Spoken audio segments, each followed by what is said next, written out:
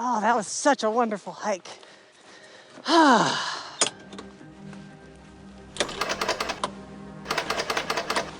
Oh no!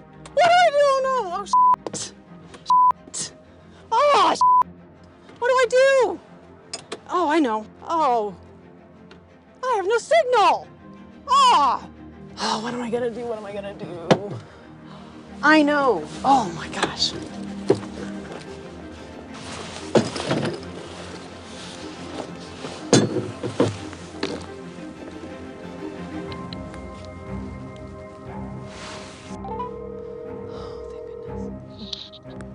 Hello. Hey, babe, I need you to come and get me. Oh, but I'm partying with the guys right now. No, listen, the side-by-side broke down, and thank goodness I had the Starlink because I don't have any phone signal. What are you wearing? Well, what does it matter what I'm wearing? I need you. I'm freaking out. I need you. Come save me. I'll send you my GPS through the Starlink so that you can get me. Fine, I'll be there. Thank you. HOBOTECH. Greetings! What you just witnessed is a real-life scenario that happens all the time. Someone goes hiking in the wilderness, goes off-road riding miles from civilization, goes hunting or fishing at a remote location, is out camping in that perfectly quiet spot in the middle of nowhere. Maybe you're just driving down some dirt road off the beaten path. But if you're far enough from civilization, chances are you're not going to have a cell phone connection good enough to make an emergency phone call if you break down or get injured or end up stuck on the wrong side of a flooded-out road like I was. The latter happened to me when I was camping near Yellowstone back in 2018. Going in was dry as a bone, and we had a big rainstorm that night. When I went to leave the next morning, the one and only exit was completely washed out for 2 days, and at that time I had zero cell signal or internet, and this was back before Starlink. Fortunately, I was in my camper van, so I just simply waited it out. But say I would have gotten injured or broken down, it could have been a week or more before another human being came by. It was one of those things that really concerned me when I was camping by myself in the middle of nowhere. Because back then, I paid for both AT&T and Verizon hotspots in hopes of that wherever I was, at least one of them would work. Fact is, when you go out far enough or end up in a remote river valley in just about anywhere Idaho, and if you've been in Idaho, you know how bad these cell phone signals are, you have no signal. Not even 911. And if you've traveled the country like I have, you know that there are total dead zones for each and every carrier. Some of those dead zones are 20, 50, 100 miles or more across. Sometimes roaming works, sometimes it doesn't. And if you have a cheap third-party carrier like Visible or Mint, you probably don't have any roaming ability in your plan. My cheap MVNO carrier doesn't offer any roaming either, but that's why I pay $30 a month when everyone else is paying $90, $100, $120 a month for their cell phone. And if you travel a lot and you spend a lot of time in remote areas devoid of a cell signal, there's really only one great option for reliable internet service that literally works anywhere you have at least a partial view of the sky. That's Starlink. I originally signed up for Starlink within the hour they offered the beta program. It took me almost 2 years to get my first residential dish. Until then, my only internet up here on the mountain was 4G Verizon from a tower about 15 miles away from my house, so I had to use a cell phone booster to make the signal reliable. For many months, I ran both Starlink and Verizon because the former wasn't really stable yet.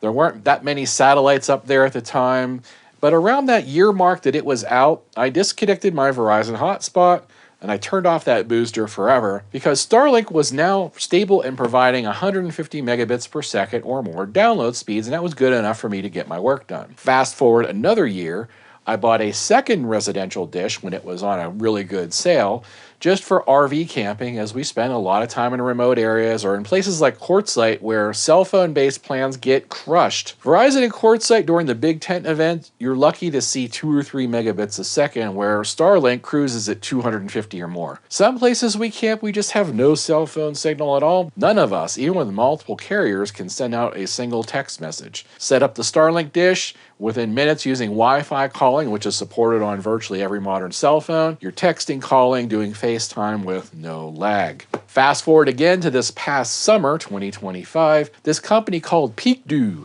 contacts me about their Starlink mini battery called the LinkPower that can run the dish by itself for over 4 hours, is USB-C chargeable while in use, that's important, and is 99 watt hours, so it is fully TSA compliant, means you can take the thing with you in your carry-on luggage on an airplane to literally anywhere on the planet Earth and have rock solid internet. I said, hell yeah, I'll review it, as it gave me an excuse to get a Starlink mini dish for travel. Also at the time, they offered a $10 a month, 10 gigabit plan, so that's what I signed up for, and that's what this dish is currently on. I just kept hearing about how good the mini was, how little power it used. I just had to check it out. When you're camping off the grid, every watt counts.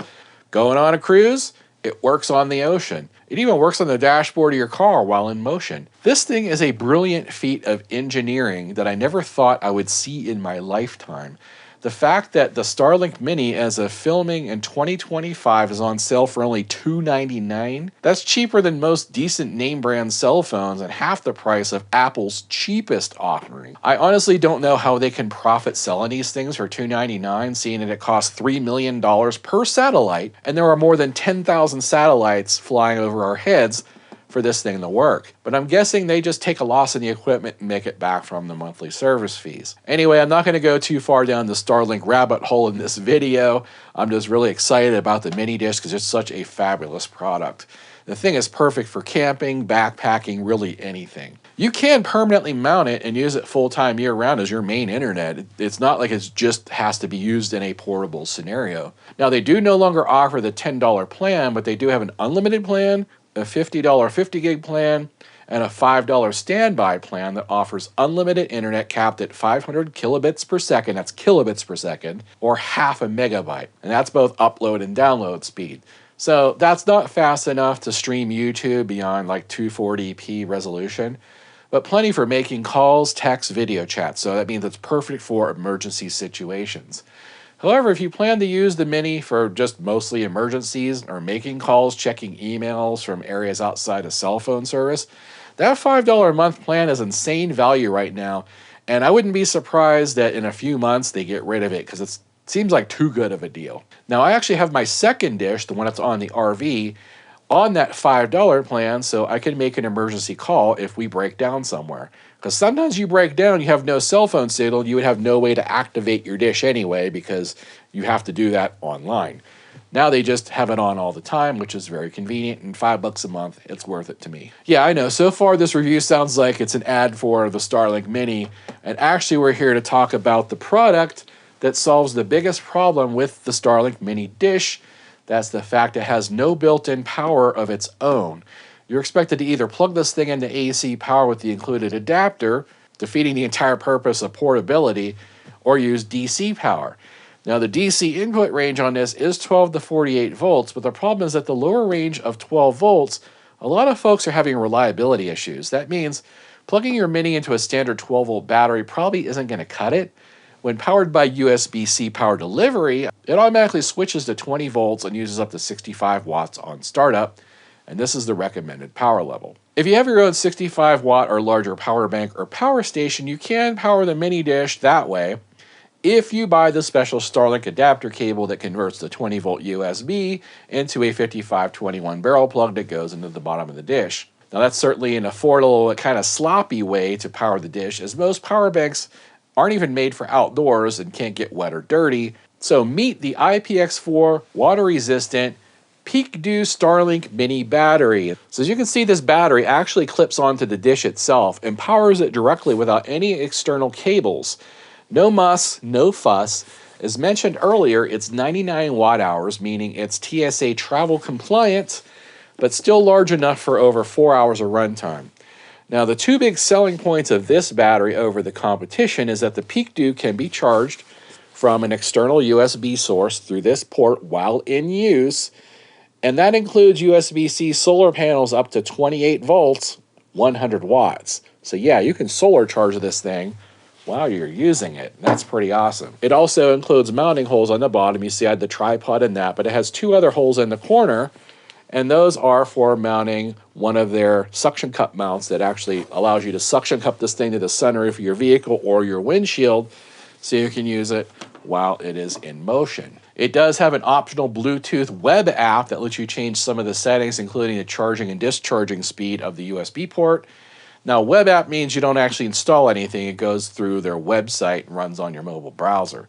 It will support up to 140 watts of charging if you change the setting, but when I did that, I noticed the battery started getting pretty hot and then it started throttling itself down, so it's best just to leave it at factory defaults. Now it does have a little 1.5-inch LCD screen. It's easy enough to see it close, but in really bright sun it can be a challenge. Fortunately, there's really not much to see there. You just simply push the button to turn it on and hold it down to turn it off. You can see it turns green and blinks slowly while it's on and powering your Starlink. And if you hold the button down and turn it off, shut off the DC mode, and then after a number of seconds, the screen itself will turn off. Now, even though the screen does turn off, you can still remotely review the battery charge level with the app at any time. And this battery will discharge at temperatures as low as -4 degrees Fahrenheit, and like other lithium batteries, is only going to charge above freezing. But seeing how when you use the battery it warms itself, there's probably only a few scenarios where it would get that cold that you wouldn't be able to recharge it after it's been running for a few hours.